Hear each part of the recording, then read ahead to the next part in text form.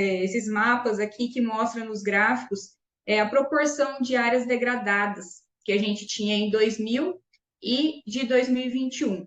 Então, a gente teve uma redução nessas áreas degradadas e justamente pela necessidade de ter áreas produtivas.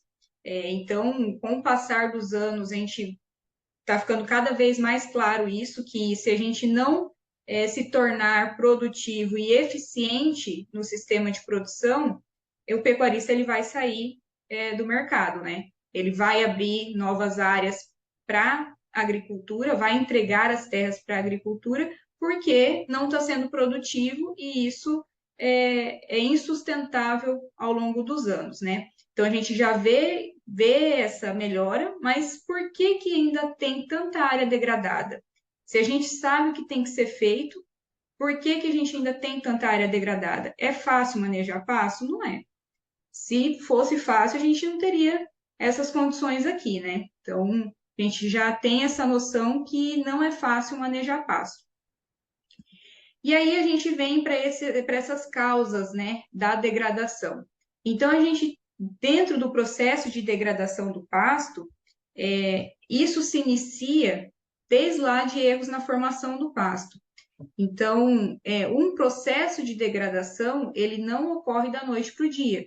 Então, são vários fatores, são graus de degradação que vão acontecendo e que não são corrigidos, enquanto ainda é um grau baixo de degradação, e com isso vai piorando e chega até um ponto que fica muito caro para você reformar uma área dessa, né? Então, a gente hoje, se a gente pegar uma área de reforma de pasto, vamos colocar aí que a gente vai gastar uns 2.500, 3.000 reais por hectare. Então, é um custo muito alto para a gente conseguir formar uma área dessa, né? Recuperar, reformar. Então, esses processos de degradação, eles vão acontecendo lentamente e, se forem corrigidos desde o primeiro momento que a gente observa que o pasto está perdendo vigor, isso não acontece, né? Se reduz a chance disso acontecer. Então, lá na formação do pasto, o que são os erros que podem acontecer? Erros na escolha da forrageira. Então, qual que é a condição da declividade, né, da área que a gente está fazendo essa formação do pasto? É uma área que eu consigo colocar um pasto, um capim de crescimento cespitoso? Ou eu tenho que trabalhar com um capim que ele vai fechar um pouco mais a área, porque é uma área com um declive maior? Então, se eu escolho um mombaça para trabalhar numa área de morro, provavelmente eu vou ter um processo de degradação acontecendo bem antes, né, antecipando aí um momento que poderia acontecer com um pasto que fechasse mais o solo. Falta de adubo de formação, então negligenciar o uso de fósforo na formação do pasto.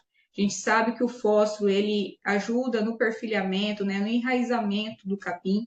Então, muitas áreas a gente vê o pessoal fazendo formação de pasto e não utilizar o fósforo nesse momento. Não fazer a correção primeiro, né? Que daí eu já tenho um erro maior, que é a falta de correção, e depois ainda não utilizar o fósforo para essa formação. Então, quando eu pego um pasto que ele é formado com fósforo ali durante o plantio e um pasto que é formado sem o fósforo, dá muita diferença.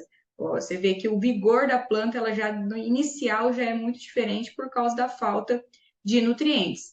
Que daí é outro caso, que seria outro processo de degradação, né? Que é um dos primeiros processos que começam a ocorrer, que é a falta de correção do solo e de reposição.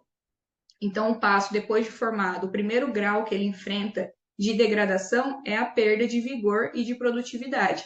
Então, é aquele pasto que você vê que ele está demorando um pouco mais para rebrotar por falta de nutrientes.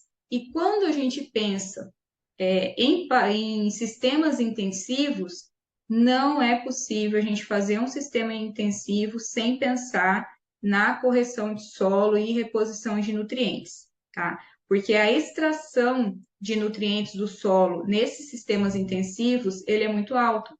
Então, quando eu penso eu vou intensificar a fazenda, eu já tenho que pensar em como que vou fazer essa reposição de nutrientes. E aqui nós vamos seguir alguns passos para chegar nessa reposição de nutrientes, para chegar num passo de fazer uma adubação com maior quantidade de nitrogênio para ter maior produção de pasto, porque se eu adubo um pasto que eu não sei manejar ele de forma adequada, eu vou perder pasto. Porque a eficiência de colheita, ela está no manejo de pasto. Então, o primeiro passo é você aprender a manejar e depois vir para uma adubação que vai aumentar essa produção. Então, é o mesmo ponto da gente pensar que você não dirige e você vai pegar direto uma Ferrari. Ou você está dirigindo um Fusca, que você vai mais lento, e você pegar direto uma Ferrari. Então, tem essa diferença na eficiência de colheita. E quando você aduba o pasto para aumentar a produção, você acelera esse processo. Então, quando a gente vem para um processo de intensificação do sistema de produção, o primeiro ponto é a gente aprender a manejar pasto, tá?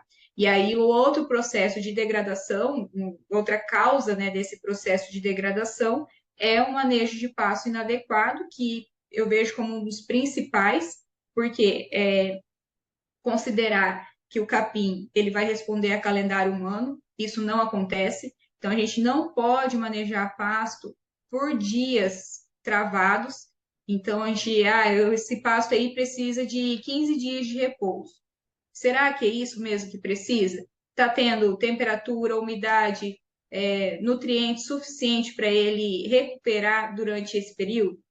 Então, o manejo de pasto, ele vem agregado a isso, para a gente pensar em qual que é a forma ideal de taxa de lotação que vai atender a capacidade de suporte. Então, um dos erros aí de utilizar, que causa, né, essa degradação, é